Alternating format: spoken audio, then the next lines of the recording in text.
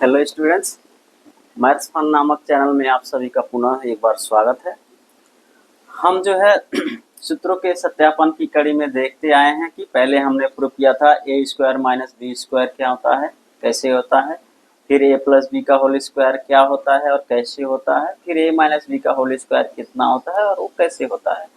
इसी तरह आज हम प्रूव करने वाले हैं कि ए प्लस बी प्लस सी का होल स्क्वायर क्या होता है और कैसे होता है।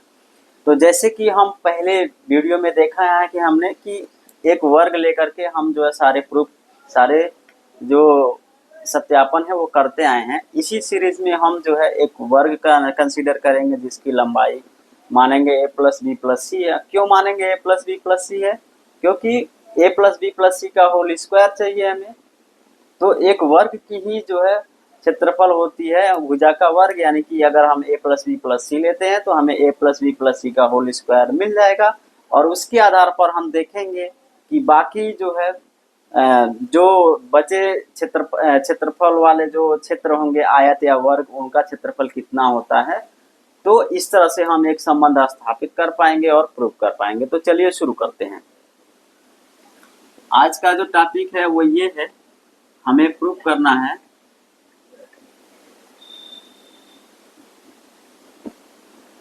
इसको क्या हो गया,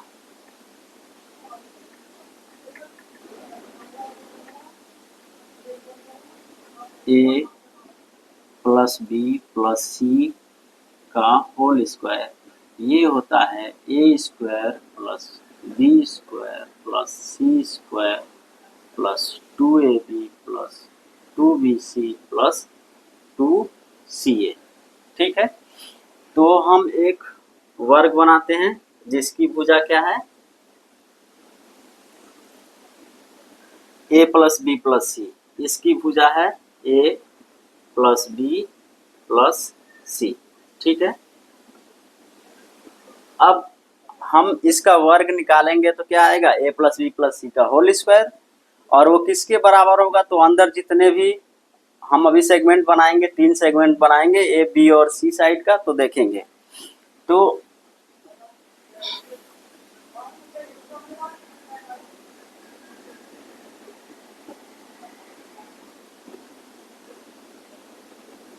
मान लीजिए हमने 9 बना दिया इसमें सेगमेंट। क्यों 9 बनाया, आप देख रहे हैं 3 क्षेत्रफल ये है और देखा जाए तो 2 क्षेत्रफल ये होगा आयत का जो दोनों बराबर होगा लंबाई चौड़ाई। ऐसे ही 2 क्षेत्रफल ये है तो 3 2 5 2 7 और 2 क्षेत्रफल ये होगा तो ये हो जाएगा 9। इसलिए हमने 9 जो है खाने इसमें बना दिए हैं 9 तरह के। तो मान लेते हैं कि जो इसका जो लेंथ है वो ए है। ठीक है, ए है। ऐसे ही ए साइड का वर्ग है, ये हम मान लेते हैं बी साइड है इसका, और ये जो है सी है। तो ये बी है और ये इतना ए है, तो ये सब भी ए होगा क्योंकि ये वर्ग है साइड ए का। तो ये लेंथ भी क्या हो जाएगा, ए हो जाएगा। ये बी है, बी मतलब यानी कि ये है बी। ठीक है, तो हम देखेंगे तो ए साइड का ये वर्ग है तो इसका जो क्षेत्रफल होगा क्या हो जाएगा, ए स्क्वायर हो जाएगा। इसका क्या हो जाएगा, लंबाई गुणे चौड़ाई हो जाएगा, तो ये हो जाएगा इसका क्षेत्रफल हो जाएगा ए बी हो जाएगा।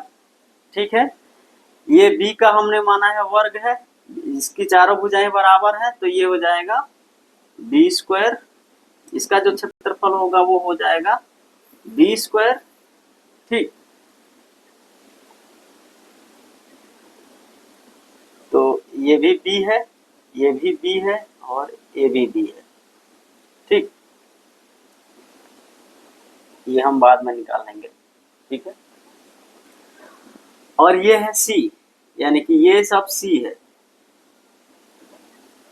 ये सी है।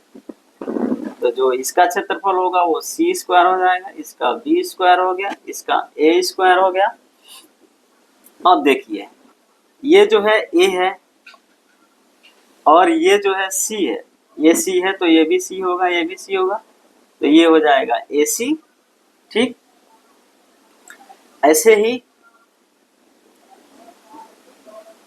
ये सी है और ये बी है, तो ये जो आयत होगा इसका क्षेत्रफल क्या हो जाएगा, बी सी होगा कि नहीं होगा।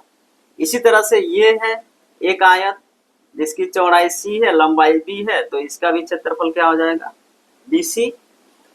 अब देखिए ये भुजा, ये वर्ग था, ये एक बार मैं बना देता हूं यहाँ आपको कंफ्यूजन ना हो, ये वर्ग है ए भुजा का, ठीक है। तो अब देखिए इसका और इसका, ये एक आयत हो गया जिसकी लंबाई ए है, चौड़ाई बी है, या लंबाई बी है, ए चौड़ाई मान सकते हैं, तो इसका जो क्षेत्रफल होगा वो क्या होता है, आयत का लंबाई गुणे चौड़ाई, तो ये हो जाएगा ए बी। अब ये ए ही है क्योंकि ये वर्ग है, तो ये भी ए ही होगा, ये भुजा ए है तो, और ये भुजा जो है सी है, तो ये भी सी होगा और ये भी सी होगा, तो इसका जो क्षेत्रफल होगा वो क्या हो जाएगा, वो हो जाएगा ए सी, ठीक है। तो इस तरह से हम देख रहे हैं कि सारे जो भी यहाँ पे क्षेत्र बन रहे थे उनके क्षेत्रफल अब निकल चुके हैं। तो अब मान लीजिए हम इसको क्षेत्र 1 बोलते हैं, इसको 2 बोलते हैं, इसको 3 बोलते हैं, इसको 4, इसको 5, इसको 6, इसको 7, इसको 8 और इसको 9 बोलते हैं, ठीक। तो अभी मैंने बताया इनका क्षेत्रफल ये कैसे हो रहा है, इसका ए स्क्वायर है, इसका ए बी है, ए बी है, ए सी है, बी सी है, बी स्क्वायर है, बी सी है, ए सी है और सी स्क्वायर है, कैसे है मैंने वो भी बताया। तो अभी जो है क्या होगा, संबंध स्थापित करने वाली बात है कि, तो क्या होगा हम देखेंगे, हमें ए प्लस बी प्लस सी का होल स्क्वायर चाहिए, तो क्या होगा, वो बड़े वर्ग का क्षेत्रफल, बड़ा वर्ग क्या है इसमें, बड़ा वर्ग मतलब कहने का मतलब है सबसे बड़ा, तो सबसे बड़ा यही है, तो उसका क्षेत्रफल क्या क्या हो जाएगा, तो ये हो जाएगा क्षेत्र 1 का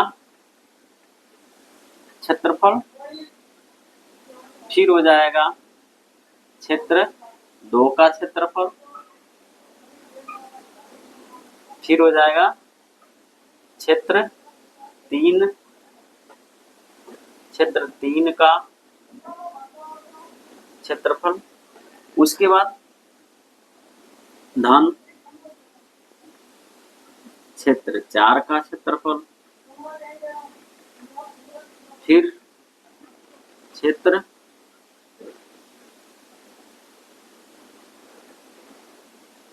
5 का क्षेत्रफल, फिर से क्या हो जाएगा, क्षेत्र 6 का क्षेत्रफल, प्लस ऐसे ही क्षेत्र 8 का क्षेत्रफल, 7 का, फिर क्षेत्र 8 का क्षेत्रफल प्लस क्षेत्र, मैं लिख नहीं रहा हूं आप लोग लिख लेना, क्षेत्र 9 का क्षेत्रफल, ये हो जाएगा, ठीक है। तो बड़े वर्ग का क्षेत्रफल क्या है, ए प्लस बी प्लस सी, क्योंकि ये वर्ग है तो इसका क्षेत्रफल क्या होगा, भुजा का वर्ग। अब क्षेत्र ए का क्षेत्रफल क्या है, हमने बताया था ये वर्ग होगा ए साइड का, तो इसका जो क्षेत्रफल होगा वो हो जाएगा ए स्क्वायर। फिर 2 का क्या है, ए बी है, क्योंकि ये आयत है ए और बी का। ऐसे ही 3 का क्या है, ए सी है, ये भी एक आयत है। उसके बाद 4 का क्या है, ए बी है। 5 का फिर से बी स्क्वायर है। 6 का क्या है, बी सी है। 7 का क्या है, ए सी है। 8 का क्या है, बी सी है। और 9 का क्या है, सी स्क्वायर है, क्योंकि वो वर्ग है, ठीक है। तो आप देख रहे हैं ए स्क्वायर लिख लीजिए ऑर्डर में, ए स्क्वायर चाहिए हमें, फिर बी स्क्वायर यहाँ है तो प्लस बी स्क्वायर लिख लिया, फिर इधर सी स्क्वायर है तो हमने उसको लिख लिया सी स्क्वायर प्लस। अब देखेंगे आप तो यहाँ देखिए ए बी और ए बी, ये कितना हो जाएगा, 2ab हो जाएगा जुड़ के, ठीक है, प्लस अब देखिए जरा BC और BC, ये क्या हो जाएगा, 2BC हो जाएगा, प्लस ये देखिए AC और AC। ये कितना हो गया 2AC या 2CA। AC लिखिए या CA लिखिए, बात एक ही है, ठीक है। तो ABBCCA इसलिए हमने चक्रीय क्रम में लिख दिया ताकि ये इजी रहेगा याद करने में। ABBCCA इस तरह से 2AB 2BC 2C, ठीक है। तो इस तरह से हमने देखा कि A plus B plus C का होल स्क्वायर ये होता है A square plus B square plus C square plus 2AB plus 2BC plus 2CA। तो ये रहा इसका प्रूफ।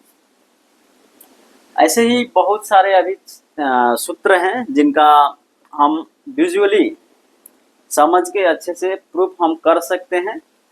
इसका दूसरा भी है अलजेब्रिक, जो बीजगणितीय मेथड है। हम क्या करेंगे, इसको जो है 2 बार गुणा करेंगे, फिर जो है बारी बारी से एक का उसमें उसमें उसमें इस तरह से करते जाएंगे।